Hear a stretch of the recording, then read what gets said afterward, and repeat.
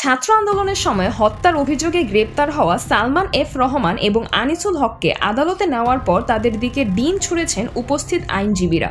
ঝাড়ু হাতে মিছিল করেছেন আইনজীবীদের একটি দল। বৈষম্য বিরোধী ছাত্র আন্দোলনের সময় রাজধানীর নিউ মার্কেট এলাকায় দোকান কর্মচারী শাহজাহান আলীকে হত্যার অভিযোগে করা মামলায় এই দুইজনকে জিজ্ঞাসাবাদ করার জন্য 10 দিনের রিমান্ড মঞ্জুর করেছেন আদালত।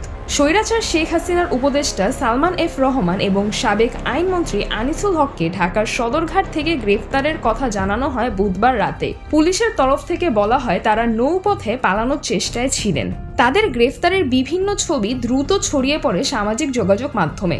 সেখানে সাবেক সরকারের প্রভাবশালী এই দুই ব্যক্তিকে একটি ট্রলারে দেখা যায় লুঙ্গি আর পোলো শার্ট পরিহিত অবস্থায়। সালমানের গাল থেকে দীর্ঘ সাদা দাড়ি উধাও, মাথার সব চুল হয়ে গেছে কালো। বুধবার সন্ধ্যায় ঢাকার মিন্টো রোডের ডিবি কার্যালয় থেকে কড়া নিরাপত্তার মধ্যে সালমান ও আনিসুলকে ঢাকার হাকিম আদালতে নেওয়া হয়। তাদের বহনকারী প্রিজন ভ্যানটি আদালত প্রাঙ্গণে পৌঁছালে চারিদিক থেকে ঘিরে ধরে তাদের শাস্তির দাবিতে স্লোগান দিতে থাকেন সাধারণ আইনজীবীরা। এ সময় আইনজীবী, সাংবাদিক ও সাধারণ মানুষের ভিড় সামলাতে হিমশিম খেতে হয় আইন শৃঙ্খলা বাহিনীর সদস্যদের।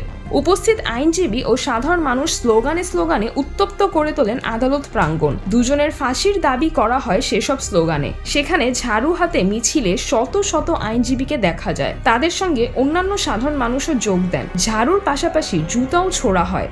আওয়ামী লীগ সরকারের প্রভাবশালী এই দুই ব্যক্তির রিমান্ড শুনানির জন্য এদিন আদালত প্রাঙ্গণে পুলিশের পাশাপাশি সেনা ও বিজিবি সদস্যদেরও তৎপরতা দেখা যায়। তবে এদিন আইন শৃঙ্খলা বাহিনীকে পরিস্থিতি সামলাতে বেশ বেগ পেতে হয়। সিজরাতুল আভা, ডেইলি আওয়ার, বাংলাদেশ।